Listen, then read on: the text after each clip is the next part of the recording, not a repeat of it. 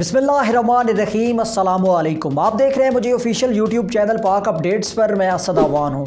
आज मैं आपको बताने जा रहा हूँ सल्तनत उस्मानिया के मुतालिक कुछ ऐसे हक़ाइक़ जिनको बहुत से लोग नहीं जानते। सल्तनत उस्मानिया उम्मत मुस्लिमा का फ़ख्र था। सल्तनत उस्मानिया वो सल्तनत थी कि जिसके अंदर मुसलमानों को वो अरूज मिला कि जिसकी मिसाल सदियों तक नहीं मिली थी।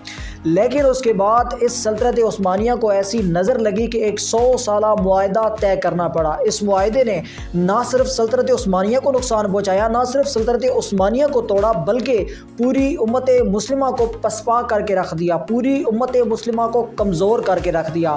ये मुआहदा क्या था, इस पर आप बहुत सी ब्रीफिंग ले चुके हैं, इस पर आप बहुत सी तफसीलात जान चुके हैं, जैसे मुआहदा लवाज़न के नाम से जाना जाता है। और ये 100 साला मुआहदा था जो कि 1923 से शुरू हुआ था और 2023 में ख़त्म होना था। यानी कि अब ये मुआहदा जो है वो ख़त्म हो चुका है। ऑफिशियली अगर बात की जाए 100 साला मुआहदे की तो 100 साल कंप्लीट हो चुके हैं।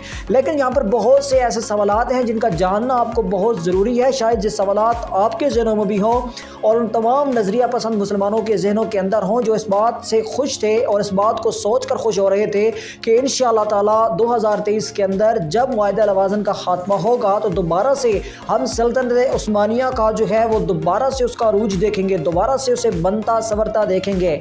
लेकिन सवाल ये पैदा होते हैं कि मुआहदा लवाज़न तो ऑफिशियली तौर पर ख़त्म हो चुका, 100 साल तो कंप्लीट हो चुके, लेकिन 100 साल के बाद कहीं पर किसी किस्म का इस मुआहदे के ख़त्म होने का जश्न नहीं मनाया गया उम्मत मुस्लिमा के अंदर। ना सिर्फ उन रियासतों के अंदर मनाया गया जो रियासतें आज भी मकबूज़ हैं, यहूदियों के आगे मकबूज़ हैं या यहूदी एजेंटों के आगे मकबूज़ हैं, ना सिर्फ उन रियासतों के अंदर ऐसा कोई फेस्टिवल मनाया गया, ऐसा कोई जश्न मनाया गया, बल्कि ख़ुद तुर्की कौम ने भी इस किस्म का कोई जश्न नहीं मनाया। अगर नॉन ऑफिशियली बात की जाए तो तैयब रजब उर्दगान आज से कुछ अरसा पहले कुछ ऐसी सीरीज़ सामने ला चुके हैं अपने तुर्क जो अपनी ज़बान है, अपना जो कल्चर है उसके अंदर, जिससे ये जाहिर हो रहा था कि वो अपनी कौम का मुस्तकबिल उनको बता रहे हैं कि आप सल्तनत उस्मानिया की तरफ जाएंगे। लेकिन अगर ऑफिशियली बात की जाए तो इस किस्म की कोई बात ना तो खुद तैयब रजब उर्दगान ने अपनी तकारीर के अंदर की है, जिन्हें उम्मत मुस्लिमा का हीरो माना जाता है और इसमें कोई शक नहीं। उन्होंने हर जगह पर उम्मत मुस्लिमा का हाथ बढ़ाया है, उम्मत मुस्लिमा का साथ दिया है, लेकिन ऑफिशियली उन्होंने इस किस्म का कोई बयान जारी नहीं किया। अब हत्ता के 100 साल कंप्लीट हो चुके हैं।